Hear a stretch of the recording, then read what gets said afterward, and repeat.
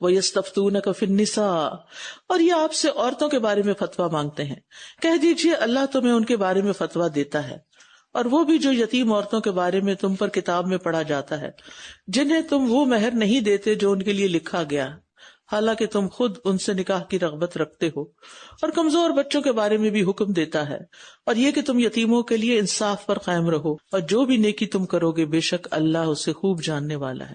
یاد رکھیے عورت کے حقوق اللہ نے خود طے کیے ہیں۔ معاشرے کے دو کمزور طبقات عورتیں اور یتیم، ان کے حقوق کے تحفظ پہ قرآن میں بہت زور دیا گیا، اور یہ انسانوں کے بنائے ہوئے قاعدے نہیں، اللہ نے خود طے کیا ہے۔ کسی یتیم کی کمزوری کا فائدہ اٹھا کر اس کا مال غصب کر لینا یا اس کے حقوق غصب کر لینا اللہ کے نزدیک سخت ناپسندیدہ ہے، اور اسی طرح کسی عورت کو کمزور سمجھ کے اس پر ظلم و زیادتی کرنا یہ اللہ کی ناراضگی کا کام ہے۔ وَإِنِ امْرَأَةٌ خَافَتْ مِن بَعْلِهَا، عام طور پر عورت شکار ہوتی ہے شوہر کے ظلم و ستم کا۔ باپ تو عموماً شفیق ہی ہوتے ہیں بیٹیوں کے حق میں، بھائی بھی بڑے پیار کرنے والے ہوتے ہیں، سپورٹر ہوتے ہیں، لیکن عورت پھنستی ہے جا کے بعض اوقات، سب نہیں مرد ایسے ہوتے، ایسے ضدی انا پرست مردوں کے ہاتھ۔ تو اب عورت کو سمجھایا جا رہا ہے کہ تم نے ڈیل کیسے کرنا ہے۔ وَإِنِ امْرَأَةٌ خَافَتْ مِن بَعْلِهَا نُشُوزًا أَوْ إِعْرَاضًا، اور اگر کوئی عورت اپنے شوہر کی زیادتی یا بے رخی سے ڈرے، یعنی بعد میں گالیاں دیتا ہے یا توجہ ہی نہیں دیتا، زیادتی یا بے رخی، تو ان دونوں پر کوئی گناہ نہیں کہ وہ آپس میں صلح کر لیں، اور صلح کرنا بہتر ہے، اور دلوں میں بخیلی رکھ دی گئی ہے، اور اگر تم احسان کرو اور تقوی اختیار کرو تو بے شک جو عمل بھی تم کرتے ہو اللہ اس کی خوب خبر رکھنے والا ہے۔ یعنی اگر کسی عورت کا شوہر اس سے سرد موری برتتا ہے، بے توجہی برتتا ہے، تو پھر گھر کو توڑنا نہیں چاہیے اس بنا پر، کیونکہ میاں بیوی کے رشتے میں صرف محبت ہی کام نہیں کرتی، اگرچہ وہ بہت بنیادی ایلیمنٹ ہے، اللہ نے یہ رشتہ بنائے اس لیے وَجَعَلَ بَيْنَكُمْ مَوَدَّةً وَرَحْمَةً، لیکن اگر وہ نہیں ملی، یہ محبت بھی رزق ہوتا ہے، پتہ ہے بعض کے حصے میں یہ رزق نہیں آتا۔ کئی شوہر ہوتے ہیں مال کا ڈھیر لگا دیں گے لیکن بیوی کو ٹائم ہی نہیں دیں گے، اب اس کی قسمت میں وہ مال ہے لیکن وہ محبت اور وہ وقت اور کمپینین شپ کوئی نہیں۔ اب اس کا کیا حال ہے کہ انسان گھر ہی چھوڑ دے؟ اس میں دونوں بیٹھے ہیں، کچھ گیو اینڈ ٹیک کی بنیاد پر سمجھوتا کر لیں، یعنی بیوی مثلاً اپنے کسی حق کو چھوڑ دے تاکہ گھر اجڑنے سے بچ جائے، اور شوہر کسی ضد کو چھوڑ دے۔ ٹھیک ہے دونوں کے درمیان آپس میں نہیں محبت پیدا ہوئی، لیکن ایک بھلے مانس انسانوں کی طرح تو چلتے رہیں تاکہ بچوں کے لیے ایک تحفظ رہے۔ اگر شوہر نے طلاق دے دی اور بیوی بچے لے گئی یا شوہر نے اپنے پاس رکھ لیے، وہ کس طرح کے ماحول میں پلیں گے، وہ کس کے در پہ پلیں گے؟ تو وہ زیادہ بہتر ہے یا یہ زیادہ بہتر ہے کہ اپنے جذبات کی تھوڑی سی قربانی کر لو، اپنی انا کی تھوڑی سی، عورت کو جذبات قربان کرنے پڑتے، مرد کو انا، تب گھر چلتے ہیں۔ وَالصُّلْحُ خَيْرٌ، صلح بہتر ہے، ورنہ علیحدگی کے لیے طلاق اور عدالتوں کے چکر لگانے پڑیں گے، تو بہتر ہے گھر میں ہی معاملہ طے کر لو، بچوں کا مستقبل محفوظ رہے گا، معاشرتی تلخیاں ختم ہوں گی، دونوں کے والدین کی پریشانیاں ختم ہوں گی۔ لیکن انسان کے اندر چونکہ تنگ دلی ہے تو ہر انسان چاہتا ہے اس کا حق پورا ملے اس کو اور اس کو دینا نہ پڑے، لیکن صلح تبھی ممکن ہے جب انسان اپنے نفس کی تنگی کو ختم کرے اور دوسرے کے لیے سیکریفائس کرے۔ سیکریفائس، اور انسان ہمیشہ یہ سوچے اگر میں سیکریفائس کر رہا ہوں اور کوئی انسان قدر نہیں کر رہا، اللہ بڑا قدردان ہے، مجھے ایک ایک لمحے کے درد اور دکھ کے اوپر اللہ اجر دینے والا ہے، میں کچھ اور زندگیوں کی خاطر صبر کروں گی، یعنی بچوں کی خاطر۔ رشتوں کو نبھانا توڑنے سے زیادہ اہم ہے تمام رشتوں میں، کیونکہ توڑنے کے بعد جو خرابیاں آتی ہیں وہ ان خرابیوں سے کہیں بڑی ہیں۔ یہ آیت جو ہے نا یہ ازدواجی زندگی میں فلیکسیبلٹی، لچک پیدا کرنے کی دعوت دیتی ہے تاکہ چھوٹی چھوٹی رنجشیں خاندانی بگاڑ کا سبب نہ بنے، بچوں کا فیوچر خطرے میں نہ ہو۔ پھر فرمایا وَلَن تَسْتَطِيعُوا أَن تَعْدِلُوا بَيْنَ النِّسَاءِ وَلَوْ حَرَصْتُمْ، اور تم بیویوں کے درمیان ہرگز عدل نہیں کر سکتے اگرچہ تم اس کی حرص رکھتے ہو، تو تم ایک ہی کی طرف پوری طرح مائل نہ ہو جاؤ کہ دوسری کو لٹکتی ہوئی چیز کی طرح چھوڑ دو، اور اگر تم اصلاح کر لو اور تقوی اختیار کرو تو بے شک اللہ بہت بخشنے والا، نہایت رحم کرنے والا۔ اب یہاں کس چیز پر پکڑ نہیں؟ جو اختیار میں نہیں، یعنی دل کا تعلق، ورنہ نان نفقہ اور ٹائم دینا اور باقی چیزوں میں تو برابری کرنی ہوگی، جو ظاہری حقوق ہیں اس میں تو عدل فرض ہے، ورنہ ایک بیوی کافی ہے، یعنی نان نفقہ، کھانا پینا، لباس، رہائش اور سہولتیں، ان سب میں برابری ہوگی۔ لیکن اگر دل کسی ایک کی طرف مائل ہے تو اس پہ پکڑ نہیں، لیکن دلی جھکاؤ میں دوسری بیوی کے ساتھ ناانصافی کرنا یہ جرم ہے کہ اس کو بالکل ہی معلق کر دو، کہ نہ تو وہ بیوی بن کے رہ رہی ہے کہ شوہر توجہ ہی نہیں کرتا، اور نہ یہ کہ پھر تم اسے آزاد کرتے ہو کہ پھر کہیں اور شادی کرے. تو ایسے میں اس بیچاری کا کوئی پرسان حال نہیں ہوتا. وَإِن يَتَفَرَّقَا، اور آخری حد کیا ہے، اور اگر دونوں ایک دوسرے سے الگ ہو جائیں، یغنی اللہ کل من سعتہ، اللہ ہر ایک کو اپنی وسعت سے غنی کر دے گا، اور اللہ وسعت والا خوب حکمت والا ہے. یعنی سکون اور رزق کا مالک اللہ ہے. بعض اوقات مرد اور عورتیں طلاق سے اس لیے ڈرتے ہیں کہ ہمارا کیا بنے گا. مرد تنہائی سے ڈرتا ہے، عورت معاشی سہارے کی وجہ سے خوف کھاتی ہے، کہاں سے کھاؤں گی، یا دوسری جگہ پتہ نہیں شادی ہوتی بھی ہے کہ نہیں ہوتی. تو اللہ تعالیٰ فرماتے ہیں کہ یہ ساری چیزیں تو اللہ کے اختیار میں ہیں. اگر ساتھ رہ کے اللہ کی حدود ٹوٹ رہی ہیں، الگ ہونے سے اللہ تعالیٰ دونوں کے لیے اور رستے کھول دے گا. مرد کو ایسی بیوی دے دے گا جو اس کے لیے زیادہ مناسب ہو، اور عورت کو اللہ بہتر شوہر دے گا جو اس کو سابقہ رشتے کی کمی محسوس نہ ہو. اسلام ایک دین فطرت ہے. یہاں یہ نہیں کہا کہ کوئی انسان ایک مردہ رشتے میں، ڈیڈ ریلیشن شپ میں گھٹ گھٹ کے مرے، اس میں مجبور نہیں کرتا. چوائس دی ہے کہ صلح کر لو، لیکن اب اگر سمجھتے ہو کہ اس میں اللہ کی حدود ٹوٹتی ہیں اور علیحدگی ناگزیر ہے تو اللہ پہ بھروسہ کرو، وہ اللہ تعالیٰ بہترین نعم البدل عطا فرمائے گا. تو ویسے میں انسان کو گناہگار نہیں ہوتا، لیکن ہمارا معاشرہ جینے نہیں دیتا، سارا قصور عورت پہ ڈال دیتے ہیں. تو اس کو ہی صبر کرنا چاہیے. تو ٹھیک ہے، اس کی بھی ایک لمٹ ہوتی ہے نا. جب انسان دیکھے کہ بالکل ہی وہ زندہ لاش بن کے رہ گیا تو پھر دوسری راہ بھی ہوتی. اور آپ دیکھیں کہ کبھی کبھی نا اللہ سبحانہ تعالیٰ ہمیں کسی ایسی سچویشن میں ڈال دیتا ہے، ہمیں لگتا ہے کہ ہمارے لیے بڑی محرومی ہو گئی، لیکن اس میں بھی اللہ کچھ اور دینے والا ہوتا ہے. اس لیے انسان کو ہر حال میں شکر گزار رہنا چاہیے. وَلِلَّهِ مَا فِي السَّمَاوَاتِ وَمَا فِي الْأَرْضِ، اور اللہ ہی کا ہے جو کچھ آسمانوں میں اور جو کچھ زمین میں. اور ہم نے ان لوگوں کو جو تم سے پہلے کتاب دیے گئے یہ تاکید کی تھی، اور تمہیں بھی، کہ اللہ سے ڈرو. جو اللہ سے ڈرے گا نا وہ دوسروں کے حقوق ضرور دے گا. اور اگر تم کفر کرو گے تو بے شک اللہ ہی کا ہے جو کچھ آسمانوں میں ہے جو زمین میں، اور اللہ بہت بے نیاز، بہت تعریف والا ہے. یہاں پھر اللہ کی ملکیت اور قدرت کا بیان ہے کہ اللہ کو تمہاری عبادت کی ضرورت نہیں، بلکہ تم سب اللہ کے محتاج ہو. زندگی کے تمام معاملات، چاہے وہ میاں بیوی کے جھگڑے ہوں، یتیموں کے حقوق ہوں، یا دشمنوں کے ساتھ لین دین، اگر انسان کے دل میں تقوی ہو تو کبھی ناانصافی نہیں کرے گا. جو اللہ سے ڈرتا ہے وہ کسی کے ساتھ ظلم نہیں کرتا. ہر عمل کی روح تقوی ہے. اور جو اللہ کو پہچان لیتا ہے نا، اور اللہ کی عظمت اور ملکیت کو پہچان لیتا ہے، تو پھر تقوی پہ چلنا آسان ہو جاتا ہے. تقوی اللہ کی معرفت سے پیدا ہوتا ہے، اور ان آیات سے پیدا ہوتا ہے کہ ہر چیز اللہ کے اختیار میں ہے، اور وہ غنی اور حمید ہے. تو پھر اس کے سوا چارہ ہی کیا ہے. پھر فرمایا وَلِلَّهِ مَا فِي السَّمَاوَاتِ وَمَا فِي الْأَرْضِ وَكَفَى بِاللَّهِ وَكِيلًا، اور اللہ ہی کا ہے جو کچھ آسمانوں میں ہے اور جو کچھ زمین میں ہے، اور کافی ہے اللہ کارساز. یعنی اپنے دلوں سے غیر اللہ کا ڈر نکال دیں، کیونکہ ہر چیز تو اللہ کی ہے.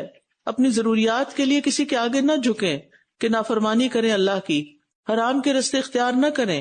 اور وَكَفَى بِاللَّهِ وَكِيلًا، وکیل کون ہوتا ہے؟ وہ ہستی جس کے سپرد اپنے معاملات کر دیے جائیں، جو کام بنانے والی ہو، حفاظت کرنے والی ہو. اور کافی ہے اللہ کا وکیل ہونا، یعنی جب تم نے اپنا معاملہ اللہ کے سپرد کر دیا تو اب تمہیں کسی اور کے سہارے کی تلاش میں بھٹکنے کی ضرورت نہیں. اللہ اکیلا ہی تمہاری بگڑی بنائے گا.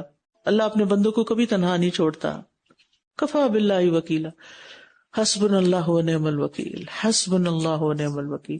یہ اسی لیے ہم پڑھتے ہیں کافی ہے ہمیں اللہ کام بنانے والا ہمارے. ان یشاء یذھبکم ایھا الناس ویأتی بآخرین وَكَانَ اللَّهُ عَلَى ذَلِكَ قَدِیرًا. اے لوگو، اگر وہ چاہے تو تم سب کو لے جائے، سب کو خاتمہ کر دے، اور دوسروں کو تمہاری جگہ لے آئے، نئی قوم پیدا کر دے، اور اللہ اس پر خوب قدرت رکھنے والا ہے. یہ جملہ انسان کے تکبر کو توڑنے کے لیے کافی ہے کہ تم انڈسپینسیبل نہیں ہو، اپنے آپ کو بڑی چیز مت سمجھو. اللہ کے احکام ضائع کرنے والے بندے اللہ کی نگاہ میں بڑے حقیر ہوتے ہیں، چاہے وہ دنیا میں کتنے ہی طاقتور کیوں نہ ہو. ایک اور سبق بھی یہاں سے ملتا ہے، وہ یہ کہ اگر تم نے دین کی امانت کا حق ادا نہیں کیا، دین کی خدمت کا حق ادا نہیں کیا، تو اللہ تمہیں ہٹا کر کسی اور قوم کو یہاں لے آئے گا جو ان سے اپنے دین کا کام لے گا. یعنی عربوں کی جگہ اجمیوں کو یا کسی اور نسل کو. ہماری حیثیت اور وجود صرف اللہ کے فضل سے ہے. یہ جو بھی ہم کر رہے ہیں یہ صرف اللہ کا انعام ہے. ہمیں عاجزی اختیار کرنی چاہیے کہ جو کچھ ہم کر رہے ہیں نا، کچھ بھی تھوڑا یا زیادہ، صرف اور صرف اللہ کی توفیق سے ہو رہا ہے. وہ چاہے تمہیں ہٹا دے، کسی اور کو لا کے یہاں بٹھا دے، اور اللہ کے لیے کچھ بھی مشکل نہیں. اسی لیے کہتے ہیں نا، اللہم استخدمنی ولا تستبدلنی، اللہ یہ خدمت مجھ سے ہی لیتا رہے اور اس کو مجھ سے تبدیل نہ کرنا. یہ شرف جو تو نے مجھے بخشا ہے یہ میرے حصے میں ہی رہے. من کان یرید ثواب الدنیا فعند اللہ ثواب الدنیا والآخرہ. جو کوئی دنیا کا ثواب چاہتا ہے، کیونکہ بعض لوگ ہوتے ہیں نا، وہ دین کا کام کرتے ہوئے بھی دنیا دیکھ رہے ہوتے ہیں کہ دنیا میں کیا ملے گا اس کا بدلہ. تو اللہ کے پاس دنیا اور آخرت دونوں کا ثواب ہے، اور اللہ خوب سننے والا، خوب دیکھنے والا ہے. یہاں انسان کو ایک بڑے خسارے سے بچنے کی تدبیر بتائی جا رہی. کچھ لوگ ایسے ہوتے ہیں جن کی تمام تر محنت، دوڑ دھوپ، یہاں تک کہ ان کی نیکیاں بھی صرف دنیا کے فائدے کے لیے ہوتے ہیں. مال، دولت، شہرت، عہدہ، بس اس کے لیے وہ بھاگ دوڑ کر رہے ہوتے ہیں. کتنی چھوٹی سوچ ہے. یعنی تم اس سے دنیا مانگ رہے ہو جو دنیا اور آخرت دونوں دے سکتا ہے. تمہاری نگاہ صرف دنیا پہ کیوں ہے؟ اور اس بندگی کا مطلب نہیں کہ انسان دنیا سے محروم ہو جاتا ہے، وہ دنیا میں بھی عزت دے گا. اللہ کے پاس دنیا بھی آخرت بھی، وہ دنیا بھی دے گا، آخرت بھی دے گا. اسی لیے مومن کی بہترین دعا کیا ہے؟ ربنا آتنا فی الدنیا حسنۃ وفی الآخرۃ حسنۃ. دونوں مانگا کریں، لیکن اپنی نیتوں کو درست کر لیں. اگر کوئی شخص دین کی خدمت، ہجرت، جہاد، کوئی بھی چیز صرف دنیا کے مال کے لیے کر رہا ہے یا دنیا کی عزت شہرت کے لیے کر رہا ہے تو اپنا آخرت کا حصہ ضائع کر دیتا ہے. اور جو آخرت چاہتا ہے اللہ اسے دنیا بھی دیتا ہے. اللہ دونوں جہانوں کی بھلائیاں عطا کرنے پہ قادر ہے. اللہ سے صرف فانی دنیا نہیں مانگو، اعلیٰ ظرف بنو، دونوں جہان کی بھلائی مانگو، اپنی طلب کو محدود مت کرو. وَيَسْتَفْتُونَكَ فِي النِّسَاءِ قُلِ اللَّهُ يُفْتِيكُمْ فِيهِنَّ وَمَا يُتْلَى عَلَيْكُمْ فِي الْكِتَابِ فِي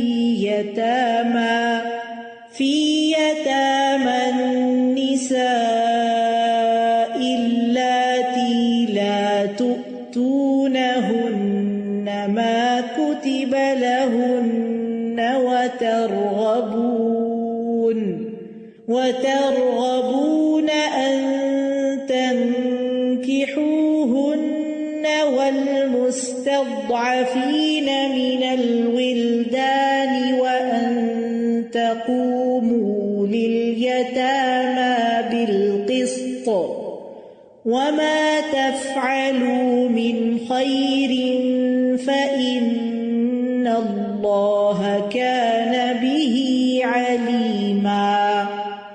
وَإِنِ امْرَأَةٌ خَافَتْ مِنْ بَعْلِهَا نُشُوزًا أَوْ إِعْرَاضًا فَلَا جُنَاحَ عَلَيْهِمَا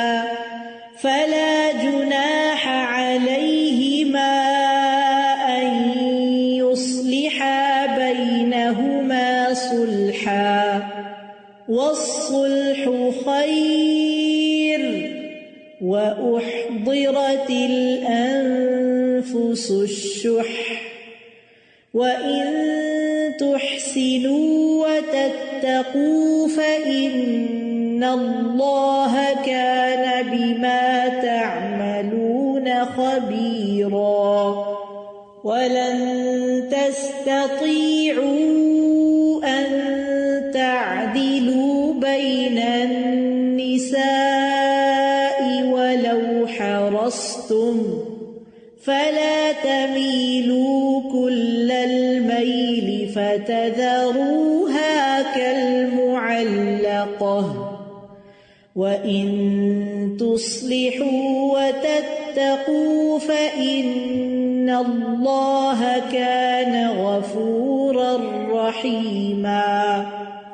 وَإِن يَتَفَرَّقَا يُغْنِ اللَّهُ كُلًّا مِّن سَعَتِهِ وَكَانَ اللَّهُ وَاسِعًا حَكِيمًا.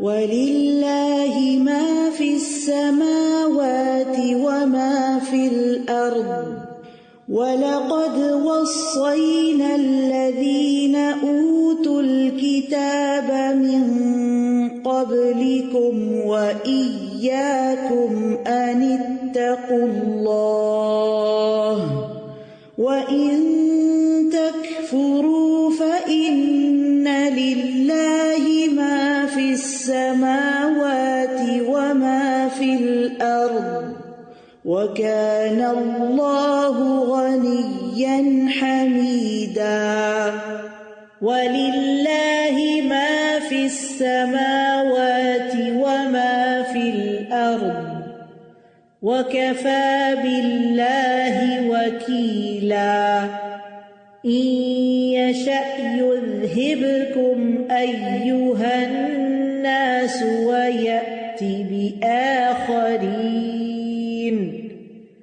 وكان الله على ذلك قديرا من كان يريد ثواب الدنيا فعند الله ثواب الدنيا والآخرة وكان الله سميعا